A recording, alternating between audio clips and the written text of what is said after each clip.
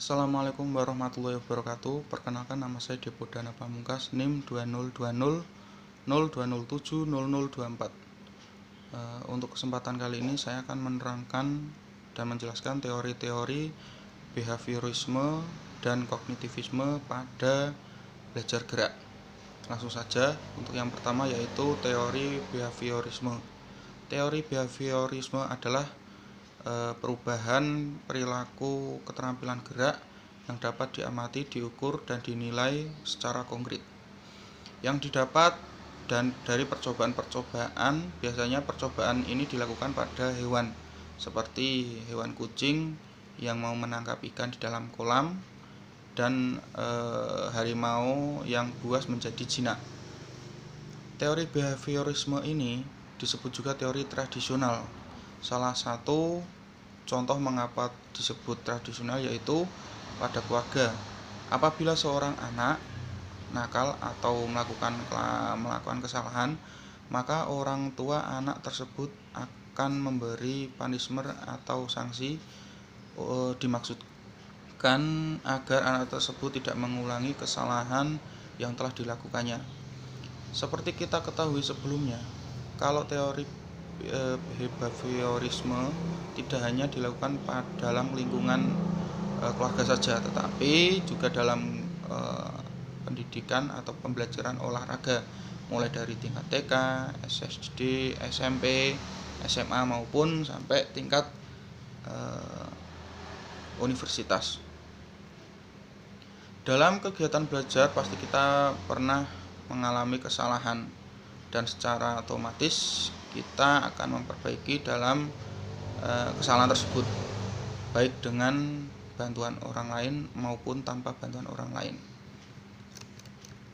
Di sini perkembangan teori behaviorisme dalam belajar motorik, yaitu pada saat ini menggunakan teori behaviorisme tidak hanya terpacu pada satu model satu saja, tetapi ada juga memodifikasinya dengan mencampurkan beberapa teori lainnya karena dianggap lebih bagus dalam proses pembelajaran motorik, dan juga si pembelajar merasa tidak bosan.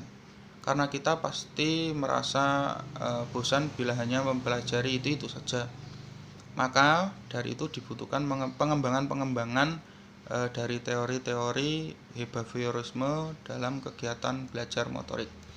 Ciri-ciri belajar motorik menurut behaviorisme yaitu: yang pertama, mementingkan pengaruh lingkungan. Yang kedua, meningkatkan bagian-bagian. Yang ketiga, mementingkan peran reaksi.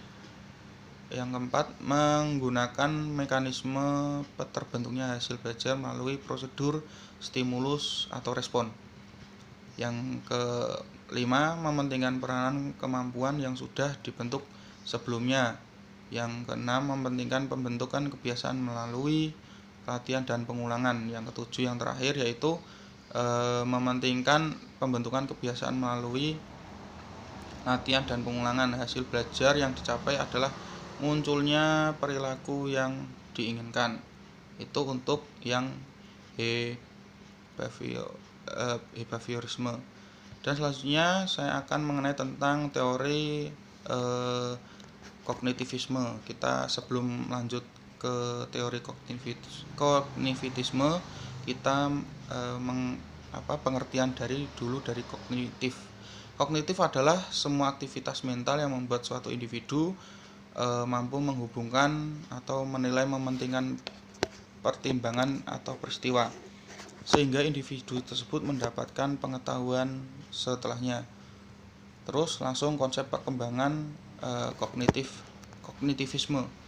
Perkembangan kognitif dan perkembangan motorik secara konstan berinteraksi. Perkembangan kognitif terlebih kuat tergantung pada kemampuan intelektualnya. Proses interaksi macam ini tampak pada teori Piaget. Piaget dapat menangkap perilaku ke dalam 4 tahap perkembangan kognitif, yaitu sensori motorik, pre-operasional, konkret operasional, formal operasional.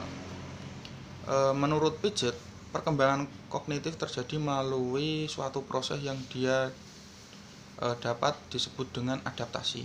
Adaptasi merupakan penyesuaian terhadap tuntutan lingkungan dan intelektual melalui dua hal, yaitu asimilasi dan akomodasi.